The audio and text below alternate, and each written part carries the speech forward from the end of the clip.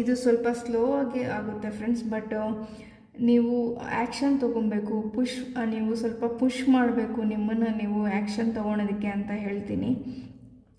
But at the same time ನೀವು may be financially ನಿಮಗೆ ಅಂದರೆ ನಿಮಗೆ ಯಾರೂ ಫೈನಾನ್ಷಿಯಲಿ ಸಪೋರ್ಟ್ ಇಲ್ಲ ಅಂತ ಅನಿಸ್ತಿರ್ಬೋದು. ಮೇ ಬಿ ನಿಮ್ಮ ಲೈಫಲ್ಲಿ ಯಾರೂ ಫೈನಾನ್ಷಿಯಲಿ ಸಪೋರ್ಟ್ ಮಾಡೋರು ಇಲ್ಲದೇನೂ ಇರ್ಬೋದು ಅಂತ ಹೇಳ್ತೀನಿ. ಸೊ ಫೈನಾನ್ಷಿಯಲಿ ಸಪೋರ್ಟ್ ಮಾಡೋರು ಯಾರೂ ಇಲ್ಲ ನನಗೆ, ಬಟ್ ನಾನು ಫೈನಾನ್ಷಿಯಲಿ ಸ್ಟೇಬಲ್ ಆಗಬೇಕು ಅಂತ ಅಂದ್ಕೊಂಡಿರ್ಬೋದು. ಮೇ ಬಿ ಇದ್ರ ಬಗ್ಗೆನೇ ನೀವು ಈ ರೀಡಿಂಗ್ನು ನೋಡ್ತಿರ್ಬೋದು. ಸೊ ಎಸ್ ಫ್ರೆಂಡ್ಸ್, ನಿಮಗೆ ಫೈನಾನ್ಷಿಯಲ್ ಸ್ಟೆಬಿಲಿಟಿ ಇದೆ. ಯಾರೂ ನಿಮಗೆ ಸಪೋರ್ಟ್ ಮಾಡೋರಿಲ್ಲ ಅಂತ ಫಿಯರಲ್ಲಿ ಇರಬೇಡಿ. ಒಂದು ಸ್ವಲ್ಪ ಸ್ಟೆಪ್ ಬೈ ಸ್ಟೆಪ್ ಅಂದರೆ ಸ್ಮಾಲ್ ಸ್ಟೆಪ್ಸ್ನ ತಗೊಳ್ಳಿ, ಸ್ಟೆಪ್ ಬೈ ಸ್ಟೆಪ್ ತಗೊಳ್ಳಿ ಅಂತ ಹೇಳ್ತೀನಿ. ಇಲ್ಲಿ ನೋಡಿ, ಗ್ರೌಂಡಿಂಗ್ ಕಾರ್ಡ್ ಬಂದಿದೆ. Stability and security, performance, growth and endurance. So ನೋಡಿ, ಸ್ಟೆಬಿಲಿಟಿ ಇದೆ.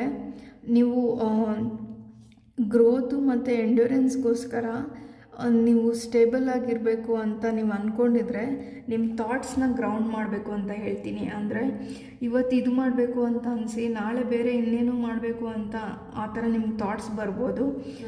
ಪಾಸ್ಟ್ ಪರ್ಸನ್ನು ನನ್ನ ಲೈಫಲ್ಲಿ ವಾಪಸ್ ಬರ್ತಾರ ಅಂತ ಈ ರೀಡಿಂಗ್ನ ನೋಡ್ತಿದ್ರೆ ವಾಪಸ್ ಬರೋ ಚಾನ್ಸಸ್ ಇದೆ ಅಂತ ಹೇಳ್ತೀನಿ. ಬಟ್ ಅದು ಮುಂದೆ ಹೇಗೆ ತೊಗೊಂಡೋಗ್ಬೇಕು ಅಂತ ನಿಮ್ಮ ಡಿಸಿಷನ್ ಅಂತ ಹೇಳ್ತೀನಿ ಫ್ರೆಂಡ್ಸ್. ನೀವು ಇಲ್ಲಿ ನೋಡ್ಬೋದು, ಈ ಪರ್ಸನ್ನು ಅವ್ರ ಲೈಫಲ್ಲಿ ಪಾಸ್ಟ್ ಪರ್ಸನ್ ಬರಲಿ ಅಂತ ಎಕ್ಸ್ಪೆಕ್ಟ್ ಮಾಡ್ತಿದ್ದಾರೆ. ಸೊ ಪಾಸ್ಟ್ ಲೈಫ್ ಇದು ನಿಮ್ಮ ಪಾಸ್ಟ್ ರಿಲೇಷನ್ಶಿಪ್ಪಿಂದ ಯಾರಾದರೂ ವಾಪಸ್ ಬರಲಿ ಅಂತ ನೀವು ವೆಯ್ಟ್ ಮಾಡ್ತಿದ್ರೆ yes, that person will come back ಅಂತ ಹೇಳ್ತೀನಿ. ಸೊ ನಿಮ್ಮ ಇಂಟ್ಯೂಷನ್ ಏನು ಹೇಳುತ್ತೆ ಅನ್ನೋದನ್ನ ಯೋಚನೆ ಮಾಡಿ ಫ್ರೆಂಡ್ಸ್. ಅಂದರೆ ನಿಮಗೆ ಈಗ ನೀವೇನು ಆ್ಯಕ್ಷನ್ ತೊಗೊಬೇಕು ಅನ್ನೋದನ್ನ ನಿಮ್ಮ ಇಂಟ್ಯೂಷನ್ ಗೈಡ್ ಮಾಡುತ್ತೆ. ಸೊ ಇದು ಫೈನಾನ್ಸಲ್ಲಿ ಆಗಿರ್ಬೋದು, ಇಲ್ಲಾಂದರೆ ರಿಲೇಷನ್ಶಿಪ್ಪಲ್ಲಿ ಆಗಿರ್ಬೋದು. ನಿಮ್ಮ ಇಂಟ್ಯೂಷನ್ನು ನಿಮ್ಮ ಗಟ್ ಫೀಲಿಂಗ್ ಏನು ಹೇಳುತ್ತೆ ಅದ್ರ ಬಗ್ಗೆನೇ ಫೋಕಸ್ ಮಾಡಿ. ಸಪೋಸ್ ನಿಮ್ಮ ಲೈಫಲ್ಲಿ ಯಾರಾದರೂ ಪಾಸ್ಟ್ ಪರ್ಸನ್ ವಾಪಸ್ ಬಂದ್ರೂ ಅವ್ರು ಬಂದಿದ್ದ ತಕ್ಷಣ ಅಕ್ಸೆಪ್ಟ್ ಮಾಡ್ಕೊಬೇಕಾ ಬೇಡವಾ ಅಂತ ನಿಮ್ಗೊಂದು ಕ್ವೆಶನ್ ಬರ್ಬೋದು. ಆ ಟೈಮಲ್ಲಿ ನೀವು ನಿಮ್ಮ ಇಂಟ್ಯೂಷನ್ನ ಟ್ರಸ್ಟ್ ಮಾಡಿ ಏಂಜಲ್ಸ್